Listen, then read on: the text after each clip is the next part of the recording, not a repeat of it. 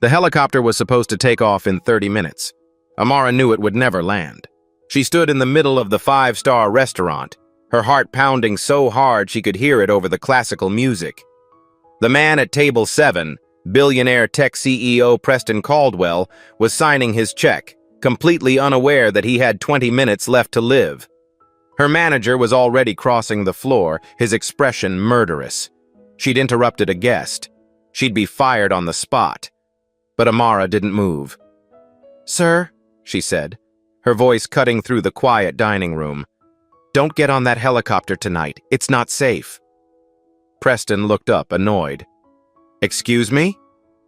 What he didn't know was that the girl standing in front of him, the one he was about to dismiss with a laugh, had just made a choice that would cost her everything, and save them both. 6 hours earlier, the alarm went off at 5:47 a.m. Amara didn't need it. She'd been awake for 20 minutes already, staring at the water stain on the ceiling that looked like a question mark. She slipped out of bed quietly. In the next room, her 3 siblings were still asleep. Destiny, 14, curled up with a textbook she'd fallen asleep reading. Jordan, 11, sprawled across his mattress like a starfish. Isaiah, 7, clutching the stuffed bear their mother had given him before she died. 5 years. It still didn't feel real. Amara moved through the apartment on muscle memory. The kitchen was the size of a closet. She pulled out the last of the bread, made 4 sandwiches with peanut butter spread thin, wrapped them in napkins from the restaurant. Breakfast and lunch combined. On the counter, 2 envelopes waited like landmines. The first was a final notice. Eviction proceedings would begin in 30 days. The second was a rejection letter from the Community College Scholarship Program. Due to high volume of applications, they regretted informing her. Amara had dropped out 8 months ago when the restaurant offered her full-time hours. Someone had to pay rent. Someone had to keep the lights on. She thought it was temporary. She folded both letters and shoved them in her bag. Destiny couldn't see them. The girl, already worried too much, had stopped smiling the way she used to. "You're leaving early again." Destiny's voice came from the doorway. She stood in an oversized t-shirt, her hair wrapped, her eyes too old for 14. "Uncle Raymond needs lunch dropped off," Amara lied. "You said that yesterday. He forgets to eat." Destiny didn't believe her, but she didn't push. "When are you coming back to school?" "Soon." "You said that last month." Amara grabbed her bag. "Get Jordan and Isaiah up. Make sure they brush their teeth." "Amara, I have to go." She left before her sister could ask more questions she couldn't answer. Chicago Executive Heliport sat on the edge of the city like a glass and steel promise. Private helicopters lined the tarmac, sleek and expensive, ready to lift their owners above the traffic, above the noise, above everything. Amara's Uncle Raymond had worked here for 23 years, head of maintenance, the man who made sure rich people didn't fall out of the sky. She found him in the hangar, crouched beside a black helicopter, his coveralls stained with grease. He looked up when she approached, and his weathered face broke into a smile. "You didn't have to bring lunch, baby girl. You forget to eat. Destiny told you to say that, didn't she?" Amara handed him the sandwich. He took it, then gestured at the helicopter with his wrench. A bright red tag hung from the door handle. "See this bird? N847PX. Some charter company wanted to send her up tonight. I told them absolutely not. Hydraulic system's leaking. She'd make it 20 minutes in the air, maybe less, before the whole thing seizes up." Amara stared at the tail number. Something cold settled in her stomach. What happens if someone flies it anyway? They don't. That's what the red tag means. Federal law. You fly a red-tagged aircraft, you lose your license, you go to jail, and if you're real unlucky, you die screaming. He said it matter of fact, the way he said everything. Raymond had seen too much to sugarcoat. "You learn all this from Mom?" Amara asked quietly. Raymond's expression softened. Your mama was the best aviation mechanic I ever knew. She taught me half of what I know. He paused. She'd be proud of you taking care of those kids. Amara's throat tightened. I'm not doing a great job. You're 19 and you're keeping them fed and in school. That's more than great. She wanted to tell him about the eviction notice, about the rejected scholarship, about how she woke up every morning feeling like she was drowning. Instead, she pulled out her phone and took a picture of the red tag and the tail number. For your records, she said. Raymond nodded. Are you working tonight? Double shift, Laurent's. That fancy place? Can you save me any of those little cakes? They count them, Uncle Ray. He laughed. Rich people. Amara kissed his cheek and left. She didn't know that in 11 hours she'd be staring at that same tail number on a billionaire's phone screen. She didn't know she'd have to choose between her future and a stranger's life. But somewhere deep down, in the place where her mother's voice still lived, she already knew what choice she'd make. Laurent's smelled like money. Not the sharp new car smell of sudden wealth, but the deep settled scent of generational fortune. Aged wine, fresh flowers replaced daily, wood polish on tables that cost more than Amara's rent. She arrived at 4:30 p.m. for the dinner shift. The kitchen was already alive with controlled chaos. Chefs moved like surgeons. Every plate was a work of art that would be destroyed in minutes by people who barely tasted it. Amara changed into her uniform in the cramped staff room. Black dress, white apron, her braids pulled back tight. She checked her reflection in the cloudy mirror. Professional. Invisible. Exactly what they wanted. Her phone buzzed. A text from Destiny. Isaiah has a fever. Should I take him to the clinic? The clinic cost $60 just to walk through the door. They didn't have $60. Amara texted back. Give him the children's Tylenol in the cabinet. I'll check on him when I get home. She hoped it was just a cold. She couldn't afford for it to be anything else. The manager, Douglas Carter, found her as she was clocking in. He was 40-something, always tired. The kind of man who'd worked in restaurants so long he'd forgotten what daylight looked like. Amara, I need to talk to you. Her stomach dropped. Did I do something wrong? No, you're fine. It's just... He rubbed his face. Corporate's cutting labor costs again. I have to reduce everyone's hours next month. By how much?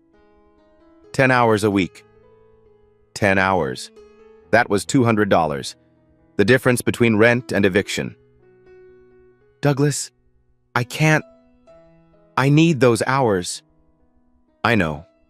I'm sorry. If I could give you more, I would. He looked genuinely apologetic. You're one of my best servers, but my hands are tied. Amara felt the walls closing in, the eviction notice, the scholarship rejection. Now this.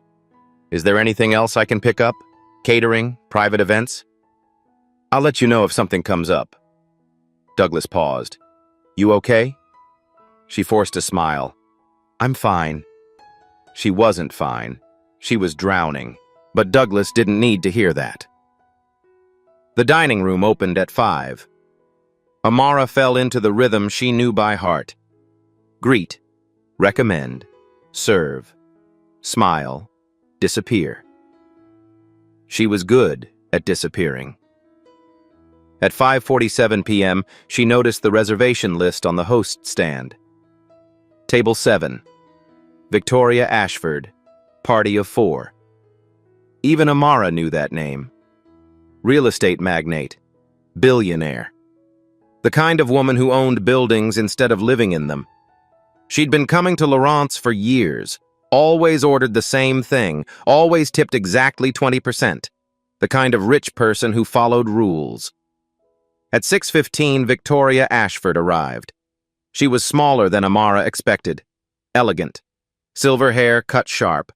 A black dress that probably cost more than Amara made in a year. She walked like someone who'd built an empire and didn't need to prove it anymore. With her, a younger woman, expensively dressed.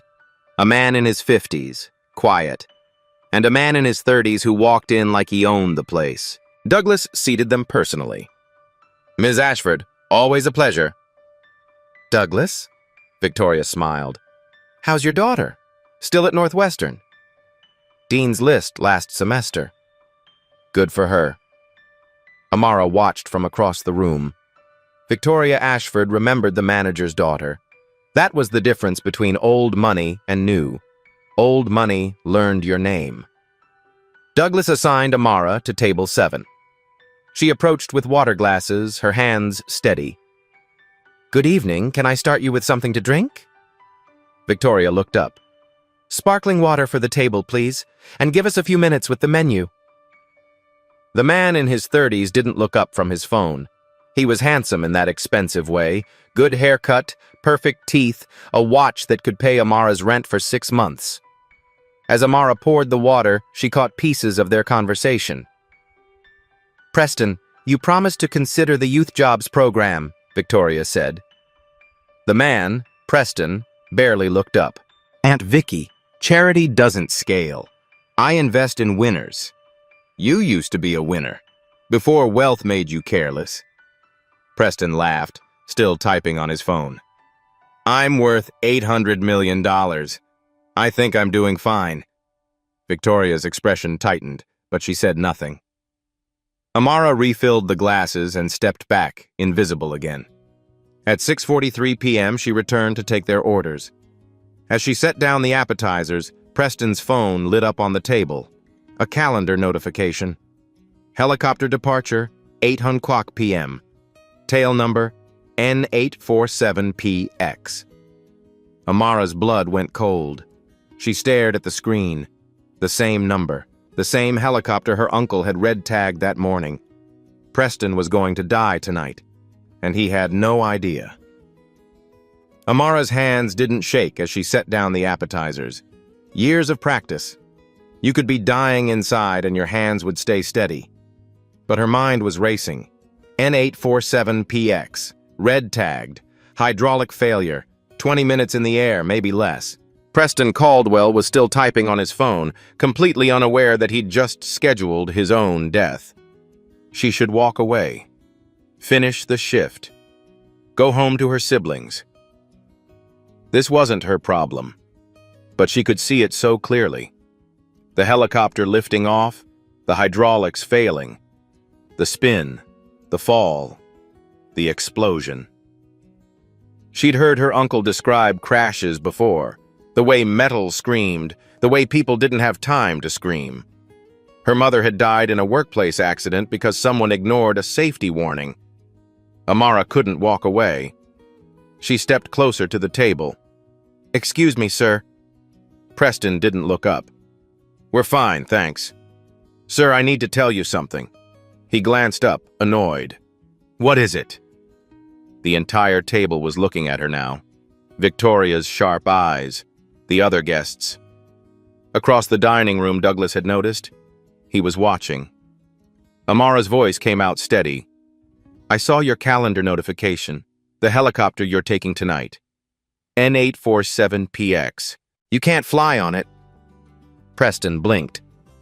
"I'm sorry, what?" "That aircraft was red-tagged this morning.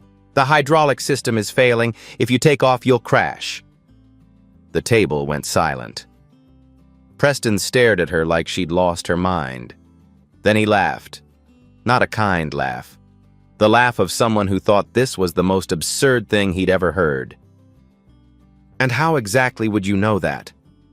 "My uncle is the head of maintenance at Chicago Executive Heliport. I was there this morning when he tagged it. It's federal law. That helicopter cannot fly." Preston's smile faded. "Your uncle?" "Yes, sir." "And you think you can just interrupt my dinner to tell me about helicopters?" His voice was cold now. "Do you have any idea who I am?" "I know you're about to die if you get on that aircraft." Victoria leaned forward, her expression unreadable. She said nothing, just watched. Preston stood up. "This is ridiculous. Douglas, The manager was already crossing the floor, his face tight with barely controlled anger. "Ms. Williams, step away from the table. Now!" Amara didn't move. "Sir, please, just call the heliport. Ask them to check the maintenance logs. The tail number is N847PX. It's there in black and white." "Amara," Douglas's voice was sharp. "Back of house. Immediately." Preston was still standing, his face red. "I want her fired. Right now." "Sir, I apologize profusely." Douglas grabbed Amara's arm. "This will be handled." Amara pulled free. She looked directly at Preston. "I don't care if you believe me. I don't care if I lose my job. But if you get on that helicopter tonight, you will die. And I can't let that happen without trying to stop it." The dining room had gone completely silent. Every guest was watching. Phones were out. Someone was recording. Douglas's grip tightened on her arm. "Now, Amara." Victoria Ashford spoke for the first time, her voice quiet but clear. "Let her finish." Douglas frozen. Victoria looked at Amara. "What's your name?" "Amara Williams, ma'am." "Amara, why would a charter company let someone fly a red-tagged aircraft?" "I don't know, ma'am, but it happens. Greed, pressure. Sometimes people die because someone didn't want to lose money." Victoria's eyes flickered with something. Recognition, maybe, or respect. Preston cut in. "Aunt Vicky, she's clearly making this up." "Is she?" Victoria looked at her nephew. "Call the heliport, Preston. Right now." "This is insane." "Call them." Preston stared at his aunt, then pulled out his phone and walked toward the entrance. Douglas pulled Amara toward the back hall. "My office. Now." Douglas's office was small and smelled like old coffee. He closed the door and turned to face Amara, his exhaustion replaced by something harder. "What the hell were you thinking? He's going to die. That's not your concern. Your concern is serving food and not harassing guests." "I wasn't harassing him. I was trying to save his life." Douglas rubbed his temples. "You approached a table. You read a guest's private phone. You made accusations about aircraft safety. Do you understand how insane that sounds?" "It's true." "I don't care if it's true." His voice cracked.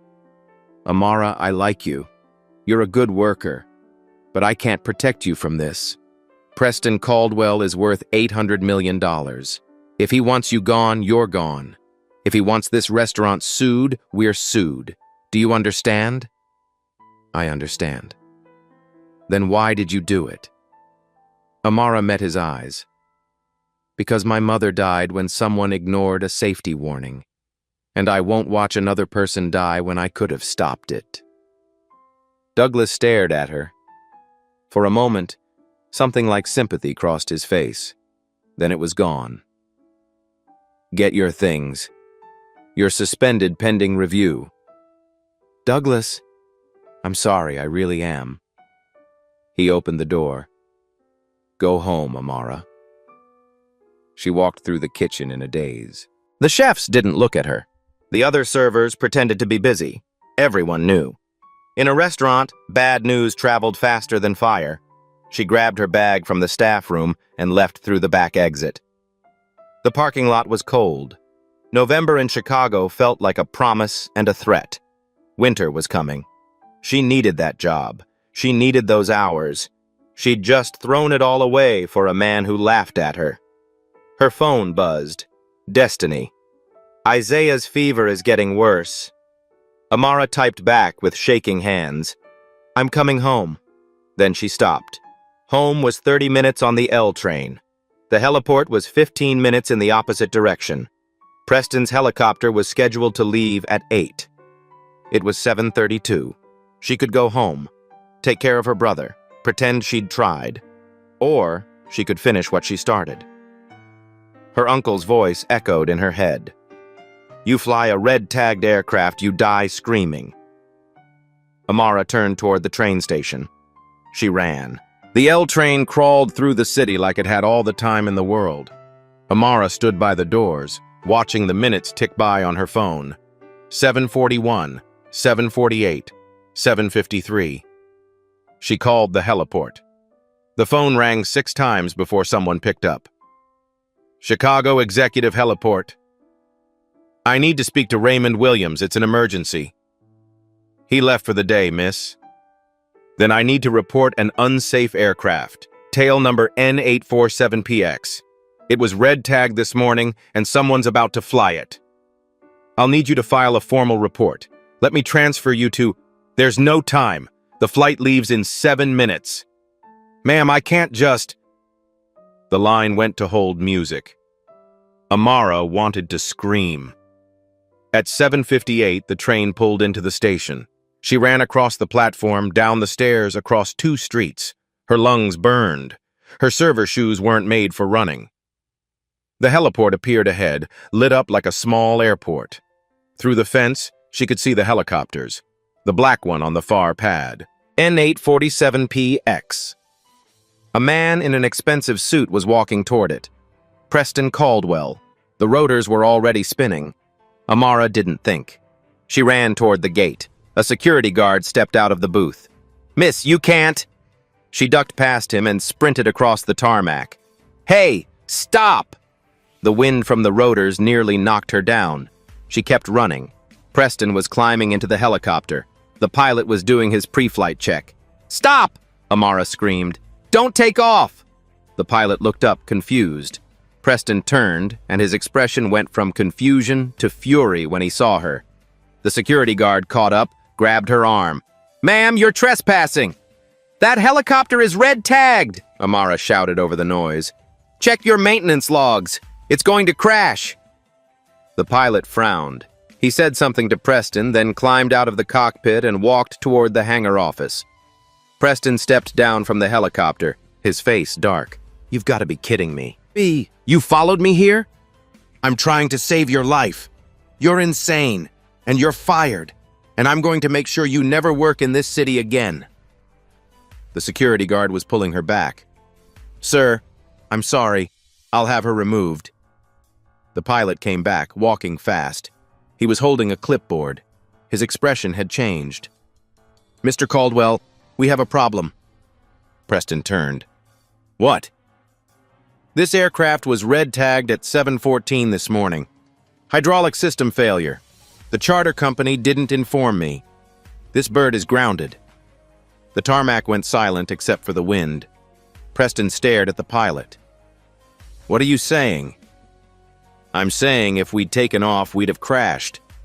The pilot looked at Amara. How did you know? My uncle red-tagged it this morning. Raymond Williams, head of maintenance. The pilot nodded slowly. I know Ray. He doesn't make mistakes. An FAA inspector was already walking across the tarmac, called by the on-hold emergency line Amara had been transferred to. Behind him, 2 more security guards. The inspector looked at the clipboard, then at the helicopter, then at Preston. Sir, were you about to fly this aircraft? Preston was pale. They said it was ready. It's not ready. It's illegal. Who authorized this flight? The pilot handed over paperwork. Charter company owner, Marcus Brennan. He overrode the red tag without notifying me. The inspector's jaw tightened. That's a federal violation. Preston turned to look at Amara. For the first time, he really looked at her. Not as an inconvenience, not as a server, as a person who had just saved his life. You were right, he said quietly. Amara's legs felt weak. The adrenaline was draining out of her, leaving her hollow. I'm sorry I didn't listen, Preston continued. I'm sorry God, you saved my life. The security guard released her arm. The inspector was on his radio, calling for a full investigation. The pilot was documenting everything. The rotors were winding down. Preston stepped closer. What's your name again? Amara Williams. Amara. He ran a hand through his hair. I don't even know what to say. Thank you doesn't seem like enough. I just need to go home. My little brother's sick. Let me give you a ride. It's the least I can do. I'll take the train. Please. His voice was different now. Softer. Humans. I owe you my life. Let me at least get you home safely. Amara was too tired to argue. She nodded. As they walked toward the parking lot, Preston's phone buzzed. He glanced at it, then put it away quickly. But Amara saw his expression change. Something was wrong. She didn't know it yet, but the phones in the restaurant had captured everything. The video was already online, and by morning, her life would be completely different. The video hit the internet at 11:47 p.m. Someone at Laurent's had posted it with the caption, "Server risks her job to save billionaire's life." He laughed at her. Watch. By morning, it had 3 million views. Amara woke up to 72 text messages. She scrolled through them in bed, her heart sinking with each one. Friends she hadn't heard from in years. Former classmates. Strangers who'd somehow gotten her number. OMG, are you? You're famous! CNN wants to interview the helicopter girl. The local news was already running the story. Heroic server saves tech CEO from certain death.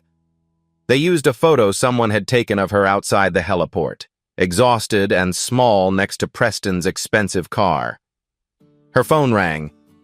Unknown number. Miss Williams? This is Douglas Carter. Amara sat up. Douglas? I'm calling to let you know your suspension has been lifted. The corporate reviewed the footage and, well, they'd like you back, effective immediately. They're also offering you a raise. She should have felt relief. Instead, she felt numb. The man I warned almost fired me. He's also the reason you're getting a raise. He called corporate this morning, said some very generous things about you. Amara closed her eyes. When do you need me? Take a few days. You've earned it. After Douglas hung up, another call came through. Preston's assistant.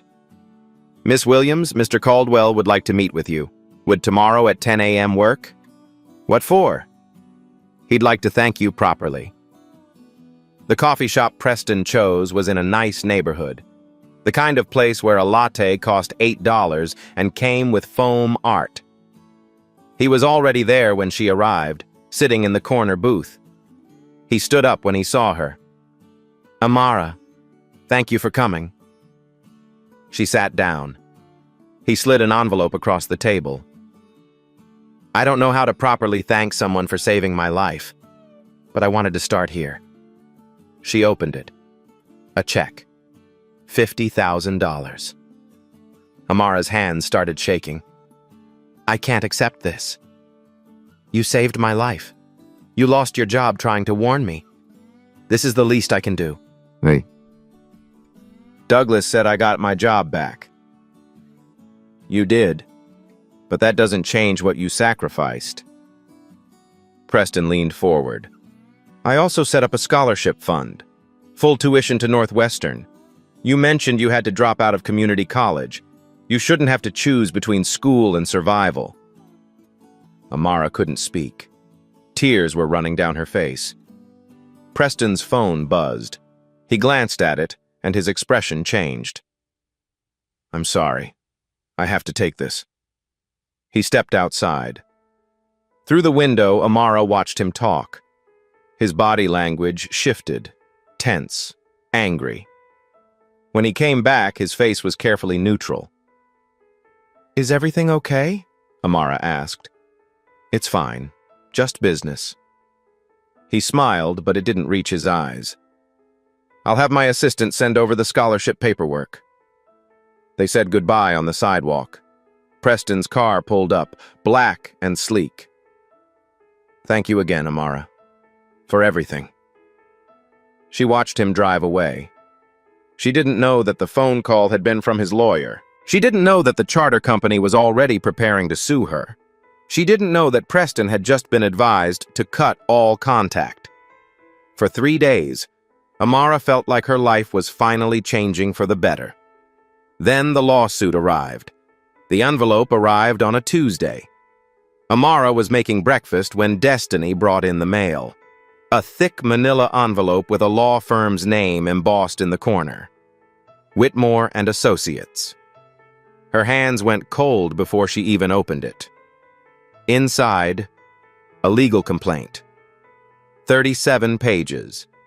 Marcus Brennan and Brennan Charter Services versus Amara Williams.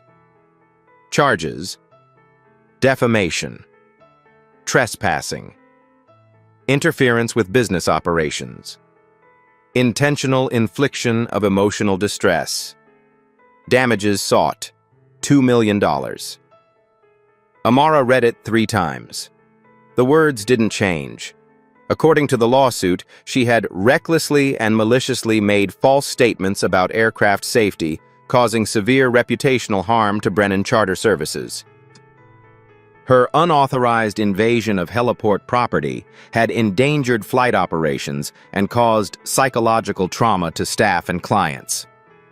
The complaint included security footage of her running across the tarmac, screenshots of the viral video, statements from witnesses claiming she'd caused a scene and created panic.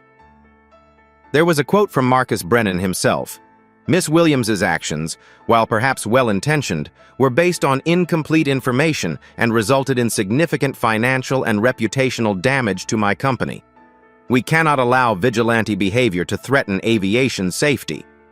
Incomplete information. The helicopter had been red-tagged. That was federal record. But the lawsuit claimed the issue had been immediately rectified that morning, that the red tag had been removed by a certified mechanic, that the aircraft was fully airworthy by the time Preston was scheduled to fly. It was a lie, a complete lie. But it was a lie backed by lawyers and money. Amara called the only person she could think of, Uncle Raymond. "They're saying you cleared the helicopter. Did you?" "Hell no. I red-tagged it and went home. That bird was grounded." "They're saying it was fixed." Raymond's voice went hard. "Then someone signed off on maintenance they didn't do. That's fraud. That's criminal. They're suing me for $2 million. Silence on the other end. "Ray, baby girl, you need a lawyer. A real one." The public defender's office smelled like desperation and instant coffee. The lawyer assigned to Amara's case was young, overworked, and honest enough to tell her the truth. "Miss Williams, I'm going to be straight with you. This is a SLAPP suit." "A what?" "Strategic lawsuit against public participation. Big companies use them to silence people who speak out. They don't expect to win. They just want to bury you in legal fees until you give up." "But I was telling the truth. The helicopter was unsafe." "Truth is a defense against defamation. But you still trespassed on private property, and you did interfere with their business operations. They have security footage. They have witnesses." The lawyer shuffled papers.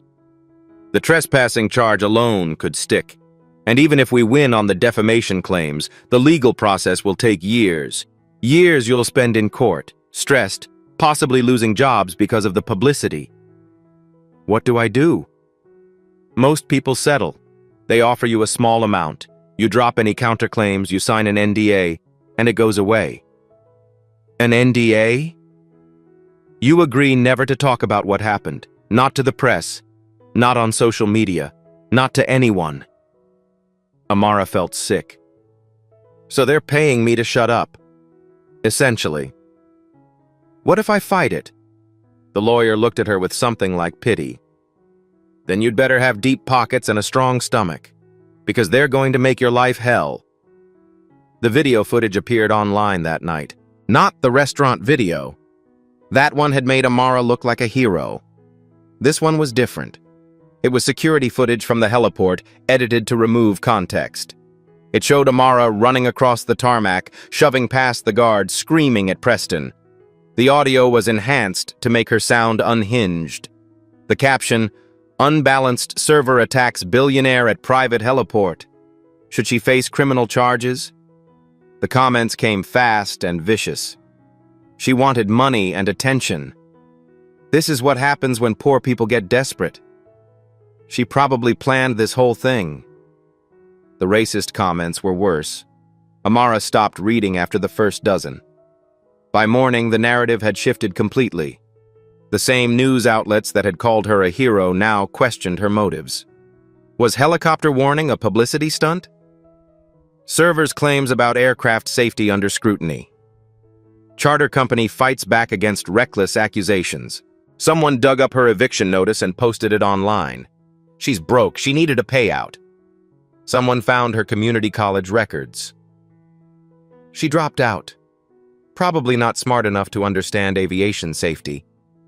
Her phone wouldn't stop ringing. Reporters, lawyers, strangers calling to tell her she was a liar, a fraud, a race baiter looking for a settlement. Destiny found her crying in the bathroom. Amara, what's happening? Nothing, I'm fine. You're not fine. Everyone at school is talking about you. They're saying terrible things. Don't listen to them. Why are they doing this? Destiny's voice cracked. You saved his life. Amara didn't have an answer. The call from Douglas came 3 days later. Amara, I'm sorry. Corporate is letting you go. She'd been expecting it, but it still felt like a punch to the stomach. Because of the lawsuit? They said they can't have employees involved in ongoing litigation. It's a liability issue. I was defending their customer. I know. I'm sorry. I fought for you. But they don't care what I think. After he hung up, Amara sat in the silent apartment and did the math. No job, no scholarship. Preston's assistant had called to say the fund was on hold pending legal resolution. The $50,000 was frozen, flagged by the charter company as evidence of damages. Rent was due in 12 days. She had $127 in her account. She started applying to jobs that afternoon. Fast food, retail, gas stations, anywhere that would hire her. Nobody called back. Her name was too recognizable now. That girl from the helicopter. The liability. The troublemaker. At night, she lay awake and wondered if she'd made a mistake. If she should have just stayed quiet, served the food, gone home. Preston Caldwell would be dead. But her siblings would have a home. She didn't know which choice was right anymore. On the 8th day after the lawsuit arrived, another envelope came. This one was different. Expensive paper. A return address in downtown Chicago. Victoria Ashford. Inside was a handwritten letter on cream-colored stationery. Dear Miss Williams, I have been watching what they're doing to you. It's wrong. My nephew is a coward. I didn't raise him to hide behind lawyers while a young woman who saved his life is being destroyed.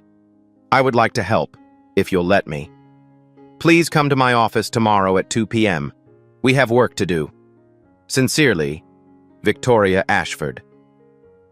At the bottom, a phone number. Amara read the letter 3 times. She didn't know if she could trust Victoria. She didn't know if this was another trap. But she was drowning, and someone had just thrown her a rope. Tomorrow at 2 p.m., she'd find out if it would pull her up or drag her under. Victoria Ashford's office occupied the top floor of a building she owned. Floor-to-ceiling windows overlooked the Chicago skyline. The furniture was elegant, but not excessive. Old money didn't need to prove anything.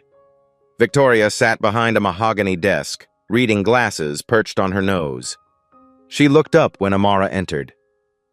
Miss Williams, thank you for coming. She gestured to a chair. Please sit. Amara sat. She'd worn her best clothes, clean jeans and a sweater without holes. She felt small in this space.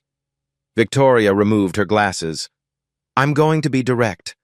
What they're doing to you is unconscionable. My nephew should be ashamed of himself. Have you talked to him? I have. He claims his lawyers advised him not to get involved, that any contact with you could complicate the litigation. Victoria's voice was cold. In other words, he's choosing his comfort over your life. Amara said nothing. I want to help you, Victoria continued, but I need you to be honest with me. Everything you said about that helicopter, was it true? Yes, ma'am.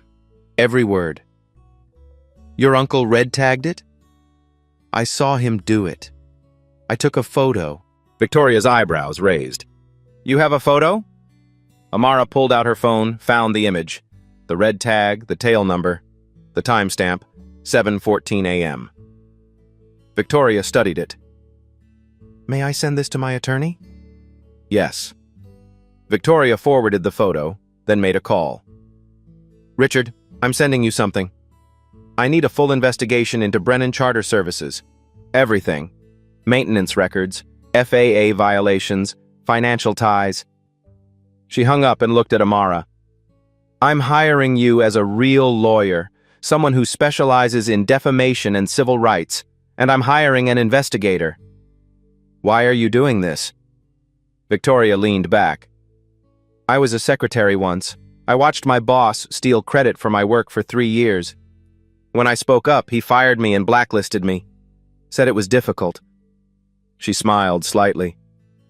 I spent 2 years clearing my name, and I swore that if I ever had power, I'd protect people who told the truth at great cost. Amara felt something in her chest loosen. You don't owe me anything, Victoria said. Just let me help. The investigator's name was Sarah Carter, former FAA inspector, 20 years of experience. She met with them 4 days later. Marcus Brennan is dirty, Sarah said, spreading files across the conference table. 6 FAA citations in 10 years. Maintenance violations, falsified records, flying overweight aircraft. He pays fines and keeps operating. How is that legal? Amara asked. It's not, but enforcement is complicated. Understaffed agency, expensive lawyers. Sarah pulled out another file. 3 weeks before your incident, Brennan's company was facing bankruptcy. Insurance premiums tripled. He was losing clients. He couldn't afford to cancel any flights.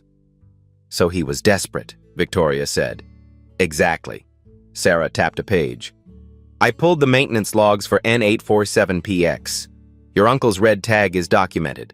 But 6 hours later, there's a sign-off claiming the hydraulics were repaired. By who? A mechanic named David Torres. I called him. He never worked on that helicopter. Someone forged his signature. Amara's heart raced. That's fraud. Criminal fraud. And it's provable. Sarah slid documents across the table. Torres will testify. So will the pilot from that night. I found 2 other mechanics who say Brennan pressured them to sign off on unsafe aircraft. Victoria's eyes were sharp. What else? Brennan has political connections, city council, state representatives, campaign donations. That's why he avoided consequences. Sarah paused. But the viral video got the FAA's attention. They opened a formal investigation 3 days ago. How long until charges? Victoria asked. Months, maybe longer. They want an airtight case. Victoria stood. Then we accelerate their timeline. A press conference. We present everything. The forged signatures, the violations, the witnesses. Amara's stomach tightened. They'll come after me harder. They're already destroying you.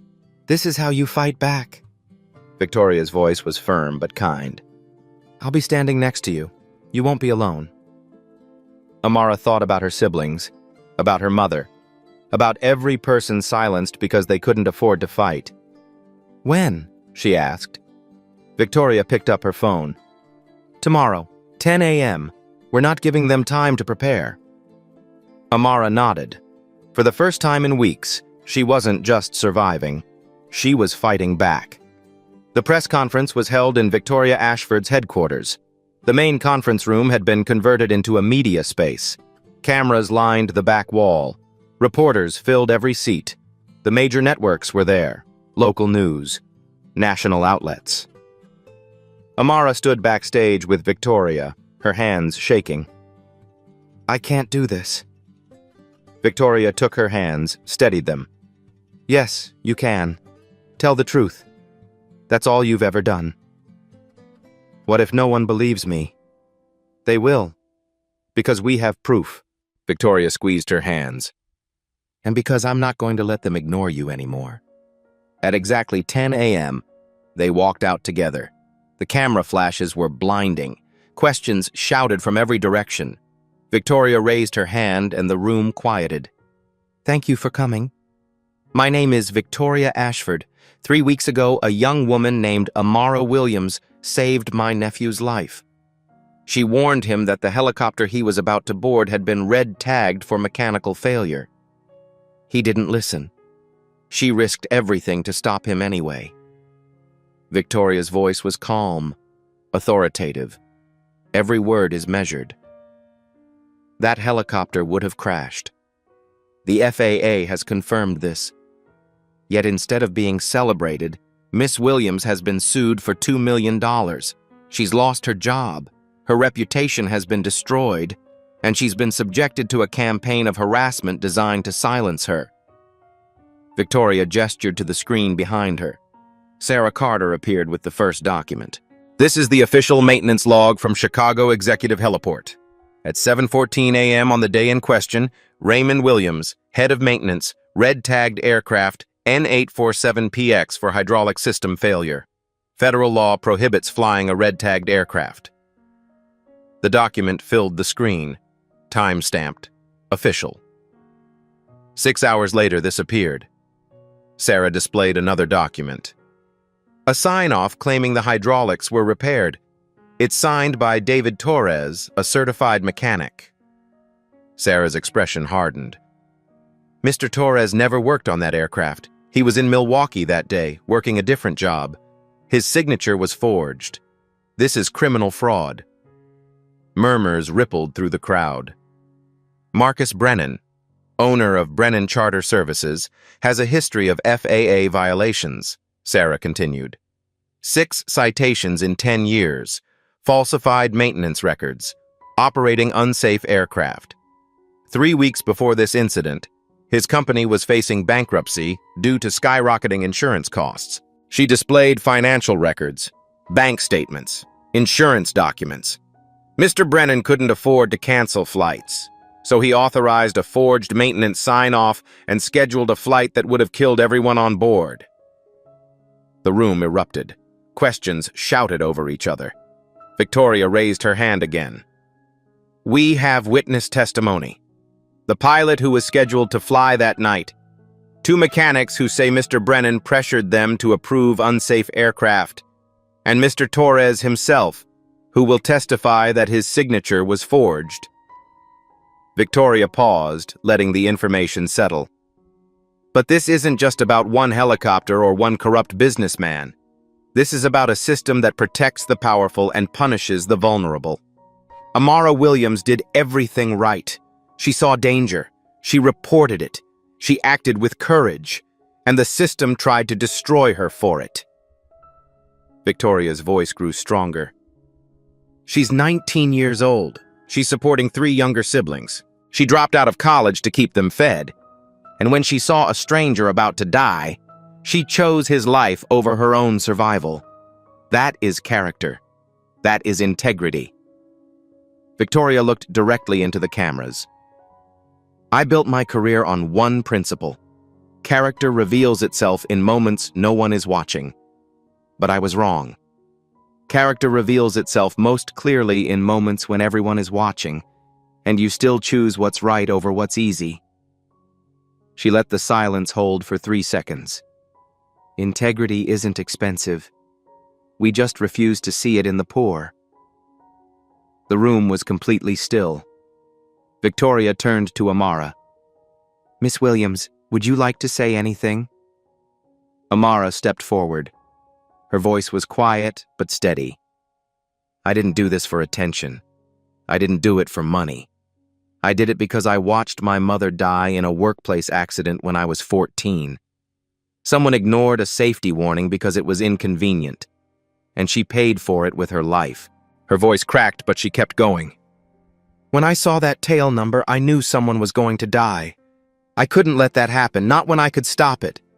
She looked at the cameras. I lost my job. I lost my scholarship. My family might lose our home, but Mr. Caldwell is alive, and I'd make the same choice again. The reporters were silent. I just want one thing, Amara continued. I want the next person who sees something wrong to know they won't be destroyed for speaking up. I want workers to be protected when they tell the truth. Because right now, the system protects money, not people, and that has to change. She stepped back. The room exploded. Every reporter was shouting questions. Victoria's attorney, Richard, stepped forward. We're filing a countersuit against Brennan Charter Services for malicious prosecution, abuse of process, and retaliation. We're also requesting a federal investigation into Mr. Brennan's pattern of violations and potential criminal charges for the forged maintenance records. He paused. And we're calling on Preston Caldwell to do the right thing, to stand with the woman who saved his life instead of hiding behind his lawyers. More camera flashes.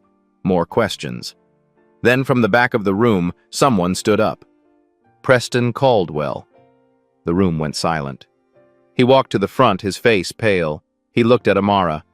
I owe you my life, and I've spent the past 3 weeks protecting myself instead of you. That was wrong. His voice was thick. My lawyers told me to stay quiet, to let the lawsuit play out. They said any contact with you would complicate things. I listened to them because it was easier than being brave. He turned to face the cameras. Amara Williams saved my life. She lost everything trying to warn me, and instead of standing with her, I let her face this alone. I'm ashamed, and I'm sorry. Preston looked back at Amara. I'm dropping all involvement with any legal action. I'm testifying on your behalf, and I'm making sure the scholarship fund goes through, along with full compensation for everything you've lost. He paused. It's not enough. It'll never be enough. But it's a start. Amara didn't know what to say. She just nodded. The press conference lasted another 30 minutes. Questions, answers, documents distributed. By the time it ended, the story was everywhere. Within 2 hours, Marcus Brennan's lawyer released a statement claiming the allegations were false. Within 4 hours, the FAA announced they were accelerating their investigation and coordinating with federal prosecutors. Within 6 hours, 3 more mechanics came forward with stories about Brennan pressuring them to falsify records. By evening, the hashtag #IStandWithAmara was trending nationally. And in a small apartment on the south side, Destiny, Jordan, and Isaiah watched their sister on the news and cried. 1 week later, Marcus Brennan was arrested on federal charges of fraud, endangerment, and falsifying official documents. Brennan Charter Services filed for bankruptcy. The lawsuit against Amara was dismissed with prejudice. And the FAA announced new whistleblower protections for aviation workers and members of the public who report safety violations. Amara Williams had won. 6 months later, autumn painted the Northwestern University campus in gold and crimson. Amara walked across the quad with her backpack slung over one shoulder, a coffee in her hand, and something she hadn't felt in years: peace. The scholarship had come through. Full tuition, room and board, a stipend for books. Victoria had made sure of it personally. Amara's major was aviation safety engineering. She'd chosen it the day after the press conference, sitting in her apartment with her siblings, looking at the photo of her mother in her mechanic's uniform.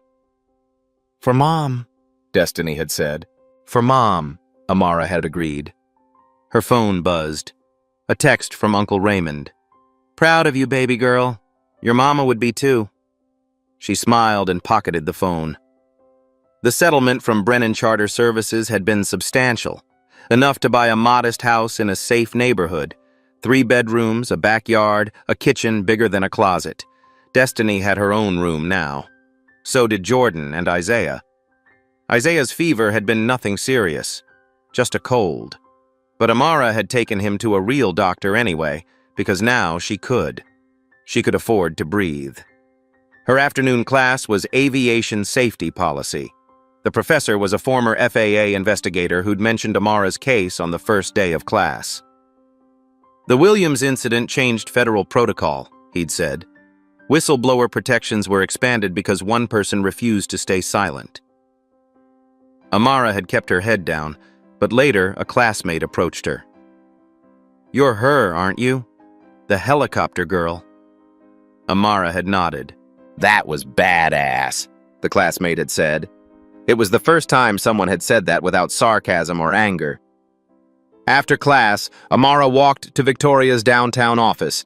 They had lunch once a month now. Sometimes they talked about school, sometimes about Victoria's foundation work. Sometimes they just talked. Victoria was waiting in her office, 2 salads already on the table.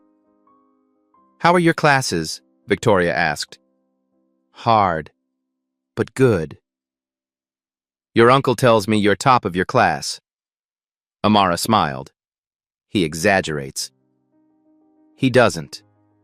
Victoria took a bite of salad. "I have something to show you." She pulled out a folder.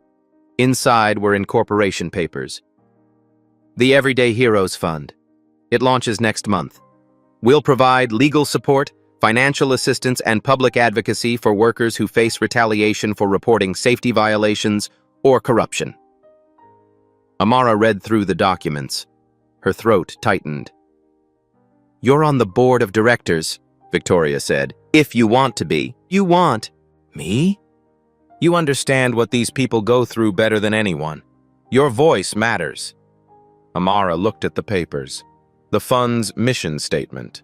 The logo. A small act of courage, amplified. "I'd be honored," she said. Victoria smiled. "Good, because we have our first case. A nurse in Iowa reported unsanitary conditions. She was fired. She needs help." "What do we do?" "We fight for her the way we fought for you." Amara nodded. This was her life now. Not just surviving, not just getting by, building something that mattered, making sure the next person who spoke up wouldn't stand alone. "When do we start?" Amara asked. Victoria's smile widened. "Right now." 3 weeks after the Everyday Heroes Fund launched, an envelope arrived at Amara's campus mailbox. No return address, just her name in careful handwriting. Inside was a single sheet of paper. "Dear Amara, I've been thinking about what you said at the press conference. That you'd make the same choice again, even knowing what it would cost you. I'm not sure I can say the same about my choices. I've donated to the Everyday Heroes Fund, anonymously. It's not enough to erase what I did or didn't do, but maybe it helps the next person. My aunt removed me from the family foundation board. She was right to. I'm learning what integrity costs. It's harder than I thought. Thank you for the lesson. Preston." Amara read the letter twice. Then she folded it and put it in her desk drawer. She didn't reply. Maybe someday she would. Maybe not. Some apologies didn't need answers. They just needed to be heard. That evening, Amara worked a shift at a campus cafe. She didn't need the money anymore, but she liked the work. The rhythm. The simplicity. A freshman came to the counter, anxious, counting coins. "How much for a sandwich?" the girl asked. $6. The girl counted again. "I only have $4.50. Amara rang it up. "It's on me today." "Really?" "Really. Just pass it forward when you can." The girl's face lit up. "Thank you." Amara watched her sit down with the sandwich, and she thought about the moment in Laurent's when she'd made a choice that changed everything. She'd learned that kindness wasn't free. It cost something. But justice meant making sure it cost the right people, and opportunity meant opening doors for those who came after. She smiled. Her shift wasn't over yet. What would you do in Amara's situation? Have you ever had to choose between doing what's right and protecting yourself? Drop your story in the comments. I read every single one. If this story touched your heart, hit that like button and subscribe for more real-life inspired stories about ordinary people doing extraordinary things. And hey, share this video with someone who needs to hear that courage matters. because the next person who speaks up shouldn't have to stand alone. See you in the next story.